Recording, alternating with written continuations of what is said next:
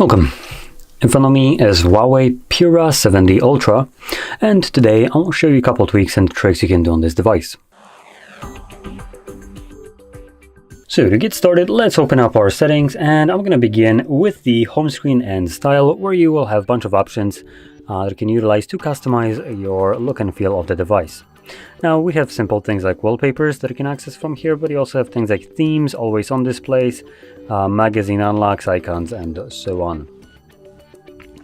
Now, personally, I'm gonna stick with always on display right here, and I do want to turn it off as it does consume a little bit too much battery. So let's see, gonna toggle it off in here.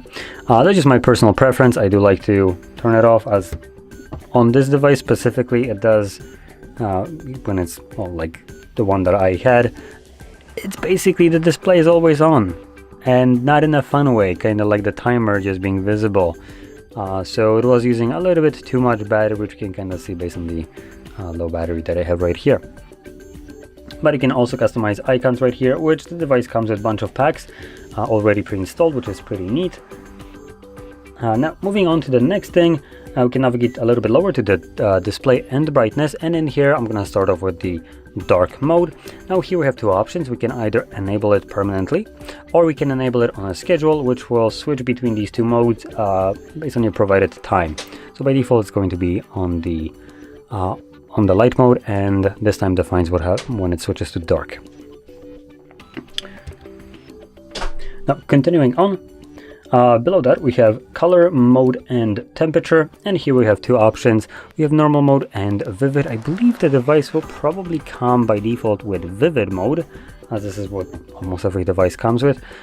So you could change it to the normal, which is supposedly sRGB or P3 gamut.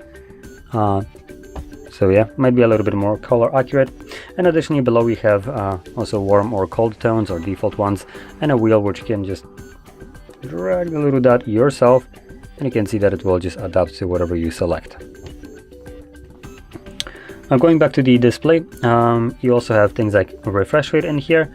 So screen refresh rate, we have it set to dynamic, which will be the go-to option for majority of the people, but if you want to preserve battery life, you might want to select standard.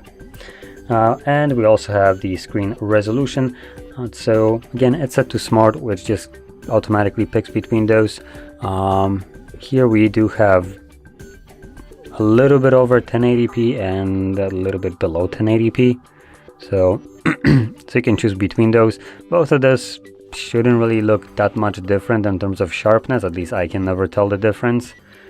So it might be better to lower it down if you don't see any kind of change in the resolution, at least the image quality, and you might get a bit better battery life.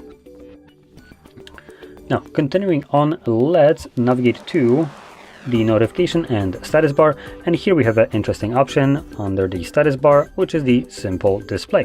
This hides a bunch of unneeded toggles that are typically visible right here, like the info about no SIM card, some notifications, and other things that you might not care, like NFC, network speed, and so on. So it just makes your status bar much cleaner.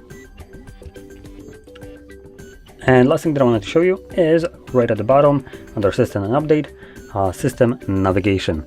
And here you can select the gesture navigation, which again adds to that clean aesthetics.